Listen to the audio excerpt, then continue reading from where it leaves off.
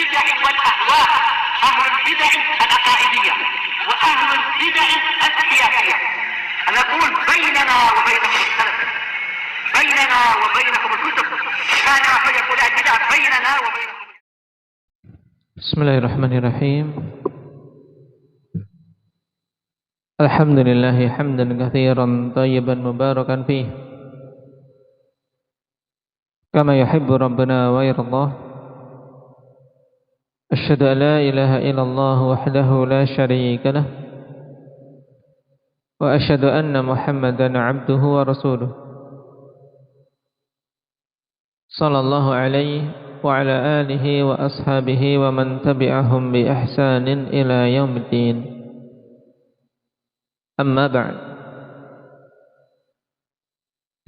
Berhubungan dengan matan yang dikatakan oleh Imam At-Tahawi rahimahullahu ta'ala kemarin, wala yasihul imanu birru'yati li ahli daris salam liman ya'tabaraha minhum biwahmin aw ta'awwalaha bifahmin. Ini secara ringkas diungkapkan dengan apa? Rifki,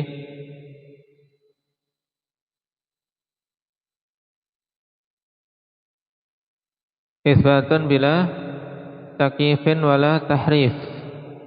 Naam. Ini yang tidak ada sesuatu yang membingungkan ketika dikatakan isbat bila takyif, yaitu tanpa membagaimanakan, wala tahrif, dan tanpa memalingkan makna dari zahir nas menuju makna lain yang lemah. Kemudian kata beliau, idh kana ta'wilur ru'yati wa ta'wilu kulli ma'nan yudhafu ila rububiyyah bi tarkit ta'wil wa luzumit taslim wa alaihi dinul muslimin. Maksudnya bagaimana? Indah Ismail.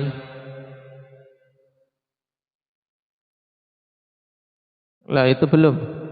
Ini makna ini dulu. Idh kana ta'wilur ru'yati bi tarkit ta'wil wa luzumit taslim wa alaihi dinul muslimin.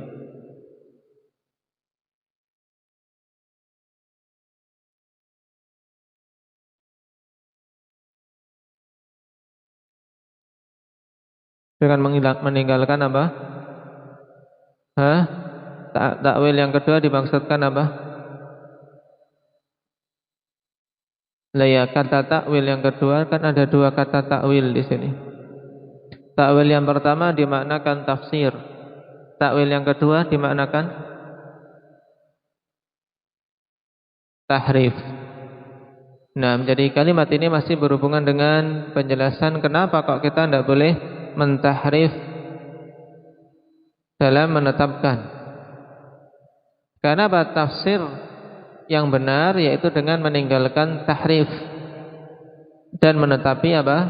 Menetapi taslim, yaitu menerima sebagaimana datangnya. Nah, inilah yang diistilahkan oleh para salaf dengan ibarat yang masyhur. Bagaimana ibarat tersebut? Hendak apa Zaid? Ibarat mereka berhubungan dengan masalah ini, yaitu bahwasanya penafsirannya itu ya dengan tidak mentakwilnya, tidak mentahrifnya, tapi biarkan saja sesuai dengan lafaz nas.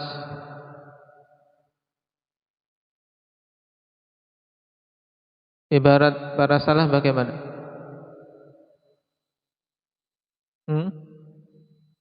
Apa?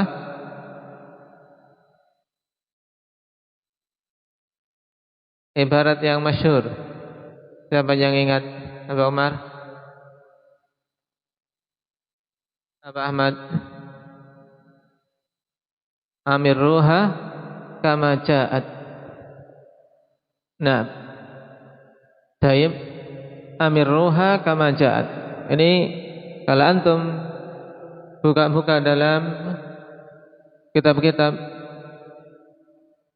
para a'immatus salaf, kan dapati ibarat ini banyak datang dari na'am para a'immah mutaqaddimun. Amirruha kama ja'at. Maksudnya apa? sudah jalankan saja, maknai saja sebagaimana datangnya, tidak perlu kalian tahrifnya, tidak perlu menyimpangkan dari makna zahirnya. Kemudian kalimat terakhir, wa man lam yatawaqqan nafya wat tashbiha zalla wa lam yusib bit tanzih. Inilah yang diistilahkan dengan ibarat lain yang lebih mudah apa? Indak Hudzaifah.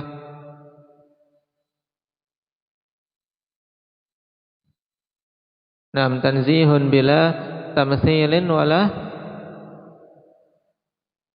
ta'til. Naam, tayyib. Tanzih tanpa apa? Tanpa tamtsil, tanpa pula apa? Ta'til, tanpa menyamakan dengan makhluk dan tidak menolak sifat yang datang dalam nas. Nah, kemarin juga kita baca sedikit syubhat bahwasanya mereka melakukan tahrif dikarenakan akal menetapkan bahwasanya ru'yatullah itu suatu perkara yang tidak mungkin. Atau dengan kata lain, kami memalingkan makna ru'yah ini karena akal kami menetapkan bahwasanya melihat Allah di hari kiamat itu sesuatu yang mustahil, sesuatu yang tidak mungkin. Bagaimana menjawabnya? Indak Talha.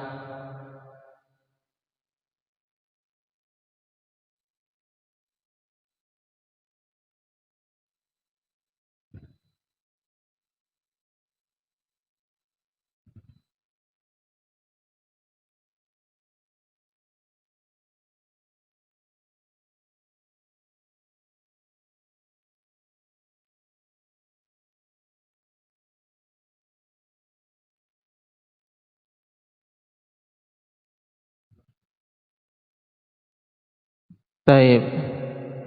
Nah, tabas. Nah, baik. Intinya seperti itu ya. Bahwasanya itu adalah klaim kalian, dan klaim kalian itu menyelisih kebanyakan orang-orang yang berakal malah. Nah, dan sebenarnya terhadap perkara yang kalian anggap akal menetapkan itu mustahil, sebenarnya bukan perkara yang mustahil. Nah, bahkan seandainya dipaparkan pada akal adanya sesuatu yang ada dan bisa berdiri sendiri tapi tidak mungkin untuk dilihat, maka tentunya akal akan lebih cepat untuk menetapkan bahwasanya itu perkara yang muhal. Itu kebalikan dari apa yang kalian tetapkan. Baik. Sekarang kita lanjutkan. Wa qauluhu liman i'tabaraha minhum biwahmin. Liman i'tabaraha minhum biwahmin. Kemarin maksudnya apa? Biwahmin ay bikaifin laha an'am yukayyifu laha kaifiyah muayyanah. Di mana dia menetapkan kaifiyah tertentu, yaitu mengangan-angankan, menggambarkan dalam benak orang tersebut tentang bagaimananya suatu sifat. Ya. Ai tawahama anna Allah Ta'ala yura ala sifatin kadza. Ini maksudnya, ya, dia membagaimanakan bahwasanya Allah Subhanahu wa taala itu dilihat di atas sifat demikian-demikian. Fayatawahamu tashbihan, sehingga muncul sangkaan adanya penyamaan Allah Subhanahu wa taala dengan makhluk. Thumma ba'da hadzal tawahumi in athbata ma tawahamahu min al-wasfi fa huwa musyabbihun wa in nafar ru'yata min asliha li ajli dzalikal wahmi fa huwa jahidun mu'attil. Ini asal muasal dua prinsip yang batil, yaitu tamtsil dan ta'til. Ya, pertama kali muncul di benak penggambaran suatu sifat, digambar-gambarkan tentang bagaimana sifat itu. Nah, kemudian, ya, setelah ada penggambaran dan sangkaan-sangkaan tentang bagaimana sifat ini, apabila dia menetapkan sesuatu yang dia gambarkan itu dalam bentuk suatu sifat tertentu, maka dia akan terjatuh dalam musyabbih. Kenapa kok dikatakan musyabbih? Karena akal ikhwani fillah tidak akan bisa menggambarkan, mempolakan suatu perkara kecuali yang pernah pernah diketahuinya, pernah dilihat. Kita tidak akan bisa menggambarkan sesuatu yang belum pernah kita lihat. Coba kalian gambarkan gimana? Apapun itu kalian gambarkan, mesti penggambaran itu ya pada hal-hal yang pernah kalian lihat. Tidak akan mungkin akal melampaui itu. Makanya, konsekuensi dari penetapan suatu kaifiyah mesti akan jatuh pada Tashbih, penyerupaan Allah Subhanahu wa taala dengan makhluknya. Nah, kalau dia tetapkan apa yang dia gambarkan di dalam akalnya itu, dalam benaknya itu, maka dia akan jatuh dalam perbuatan orang musyabbih. Dia itu berarti menyamakan Allah dengan makhluk. Apabila dia tolak, sekarang berhubungan dengan sifat ru'yah secara khusus. Dia tolak ru'yah dari asalnya, sejak asalnya dia tolak bahwasanya Allah itu dilihat kelak di hari kiamat. Bagi kaum mukminin akan melihat Allah di surga sebagai nikmat terbesar yang Allah tambahkan. Nah, apabila dia tolak hal ini dikarenakan gambaran tadi tentang pembagaimanaan sifat tersebut, maka dia adalah seorang jahidun mu'attil, seorang yang menolak sifat dan seorang yang menolak sifat-sifat Allah Subhanahu wa taala. Balil wajibu daf'u dzalikal wahmi wahdah wala ya'ummu binafyihi al-haqqa wal batil fayanfihima raddan ala man athbata al-batil balil wajibu raddul batili wa itsbatul haqq. Pahami makna ini? Bahkan yang wajib adalah menolak penggambaran itu saja. Yang ditolak itu penggambaran penetapan kaifiyah satu sifat, itu yang ditolak. Karena inilah sebab munculnya munculnya dua konsep atau dua langkah yang jelas salahnya. Yang pertama Yang sudah digambarkan sama dengan makhluk, akhirnya disamakan sudah. Ditetapkan dan dia samakan, berarti jatuh dalam Tashbih, ya kan? Penyamaan Allah dengan makhluk. Ini batil, kafir. Kemudian kalau setelah muncul penggambaran tadi kemudian dia ingin lari, berarti kalau kita gambarkan dengan seperti itu, bagaimana kaifiyahnya seperti itu, maka berarti kita samakan Allah dengan makhluk. Akhirnya mereka ingin lari dari ini sehingga mereka menolak sifat dari asalnya. Paham? Jatuhlah pada ta'til. Nah, ini asalnya. Makanya kalimat Imam At-Tahawi rahimahullah taala, akhwat, ini dipahami dengan baik. Wala yasihul imanu birru'yati li ahli daris salami liman i'tabaraha minhum biwahmin. Kalau ada waham, ada penetapan kaifiyah tertentu, ini sudah akan mesti dia terjatuh dalam dalam kesalahan. Kemungkinannya jatuh dalam perbuatan tashbih atau dalam perbuatan ta'til. Dan yang wajib di sini adalah menolak penggambaran tentang kaifiyah itu saja. Wala ya'ummu binafyihi al-haqqa wal batin, dan tidak memukul rata penafian yarhamukallah, tidak memukul rata dengan menafikan yang hak dan yang batil juga. Penetapan itu kan hak, harus kita tetapkan. Tapi karena ada penggambaran yang salah, akhirnya tidak ditetapkan sama sekali. Dia tolak al-haq secara totalitas.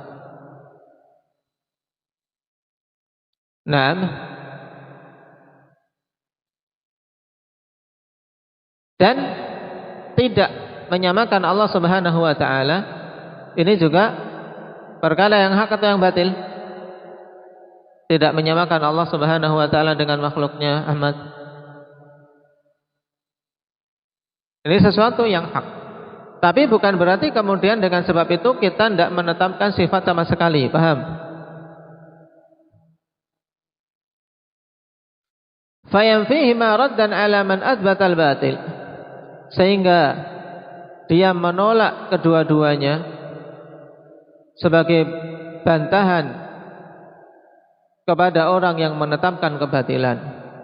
Tidak boleh kita menafikan yang hak dan yang batil demi menolak orang yang menetapkan dengan cara batil. Yang menetapkan dengan cara batil tadi yang menetapkan sifat-sifat disamakan dengan apa? Dengan makhluk.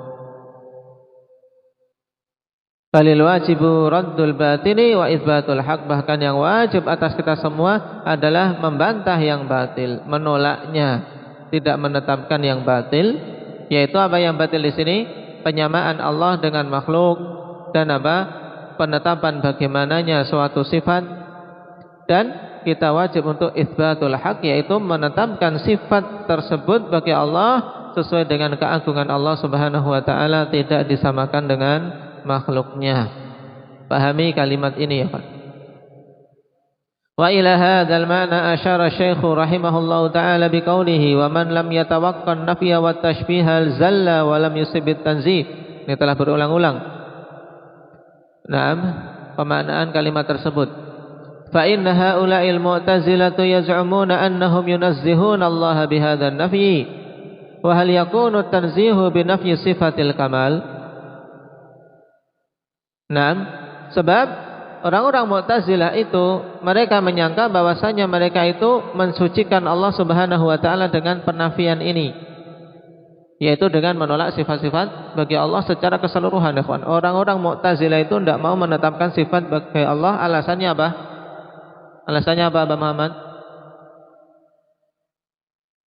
Hah? Untuk menolak penyerupaan Allah dengan makhluk. Taib. Yaitu intinya untuk mensucikan Allah dari penyerupaan terhadap makhluk. Akhirnya mereka tolak semuanya. Nah, maka katakan wahal yakunu tanzihu bi nafyi sifatil kamal. Apakah mungkin pensucian Allah Subhanahu wa taala itu bisa terwujud dengan menolak sifat-sifat kesempurnaan? Tentunya tidak. Karena sifat kesempurnaan itu harus ditetapkan. Fa inna nafya ru'yati laisa bi sifatil kamal. Nah, fa inna nafya ru'yati laisa bi sifati kamalin. Idil ma'lumu la yura wa innamal kamalu fi itsbatir ru'yah. Sebab sesungguhnya penafian ru'yah itu bukanlah sifat kesempurnaan. Padahal yang harus kita tetapkan sifat kesempurnaan, dan menafikan ru'yah itu bukan merupakan sifat kesempurnaan. Kenapa? Sebab sesuatu yang tidak ada itu tidak dilihat.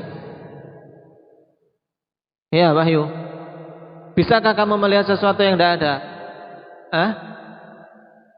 Abdurrahman, sesuatu yang tidak ada tidak bisa dilihat. Iya, bang, tidak ada. Ya kan? Taib. Yang tidak ada tidak bisa dilihat. Makanya akal lebih mudah untuk menetapkan sesuatu yang ada, yang tegak, berdiri sendiri, yang mencukupi kebutuhan selainnya. Nah, lebih mudah untuk menetapkan bahwasanya seperti itu bisa dilihat. Paham? Dan hanyalah kesempurnaan itu pada penetapan ru'yah berarti. Wa nafyu idrakir ra'i lahu idrakun na'am ihatat na'am.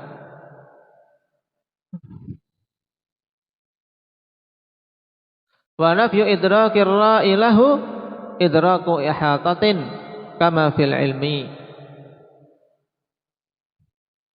Nah, jadi di komah tadi, kalau teman kalian belum ada titiknya, wa innamal kamalu fi itsbatir ru'yah, berhenti sini.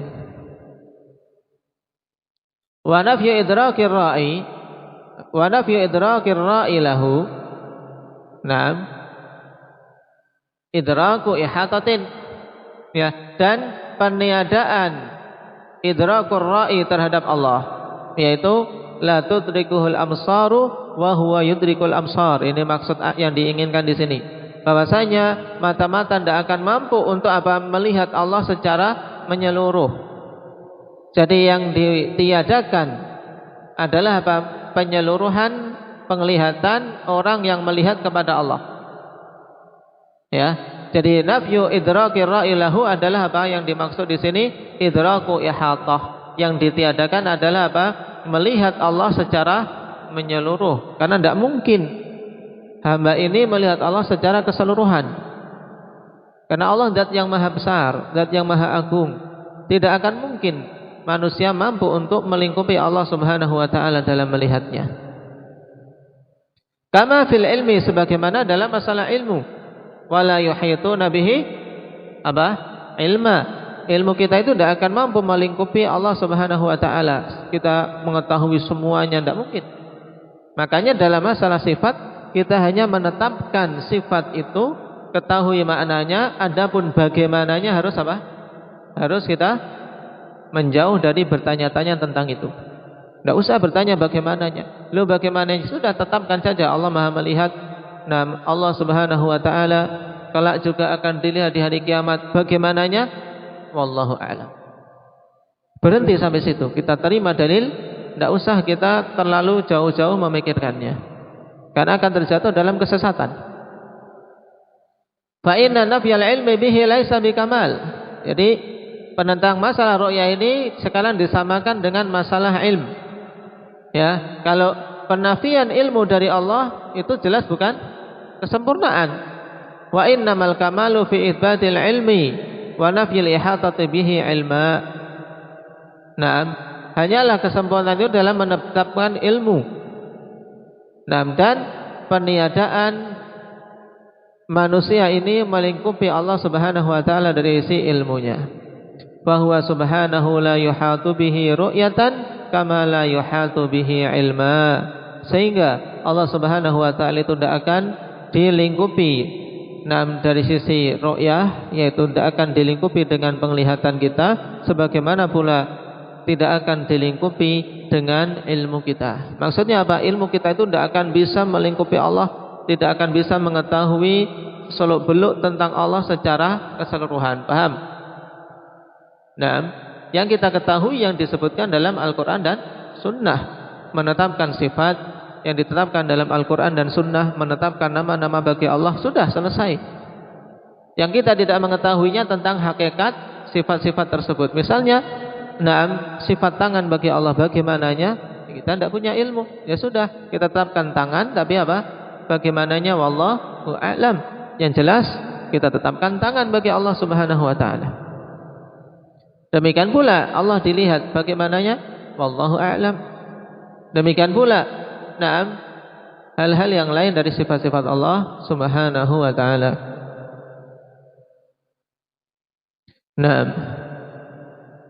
Berikutnya paragraf panjang. Daripada terputus di tengah, insyaallah kita ambil pada pertemuan yang akan datang. Subhanakallah, hamdika asyhadu an la